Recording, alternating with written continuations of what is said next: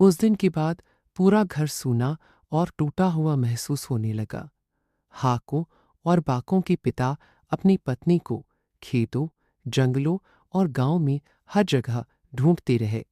रिश्तेदार और पड़ोसी भी तलाश में जुट गए, मगर वह कहीं नहीं मिली। रात होते ही घर में सिर्फ हवा की सरसराहट और बच्चों की सिसकियां गूंजती थी।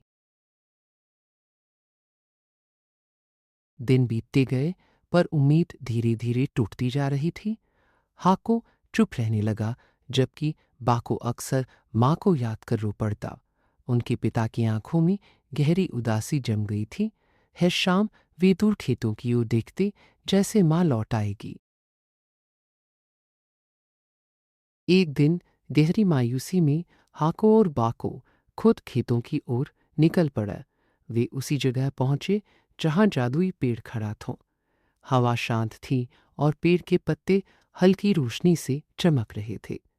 थके हारे दोनों भाई पेड़ के नीचे बैठकर जोर जोर से रोने लगे। रोते रोते उनकी आंखें बंद हो गईं और वहीं वहीं सो गए।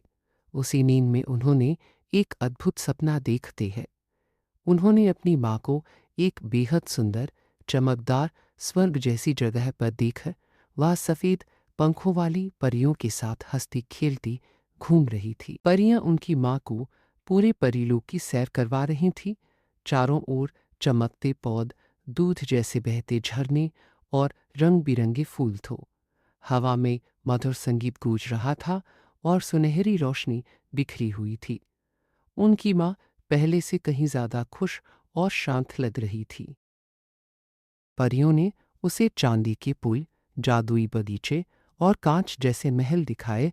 वह तितलियों के साथ उड़ती, हंसती और चमकते पानी में अपना अक्स देखती रही।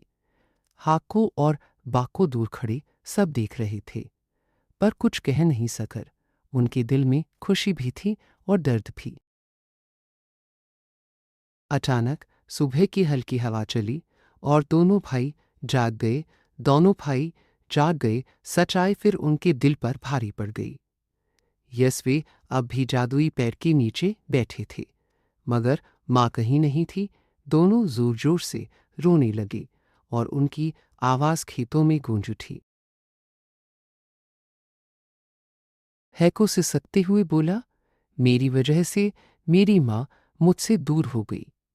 बाको ने उसे गले लगा लिया, मगर वह भी रो रहा था। जादुई पेड़ के चमकते पत्ते धीरे धीरे झुक गए, जैसे वे भी दुखी हों। बाज दूर क्षितिज पर एक नरम सुनहरी रोशनी फैल गई, जैसे माँ की मौन तसल्ली हो।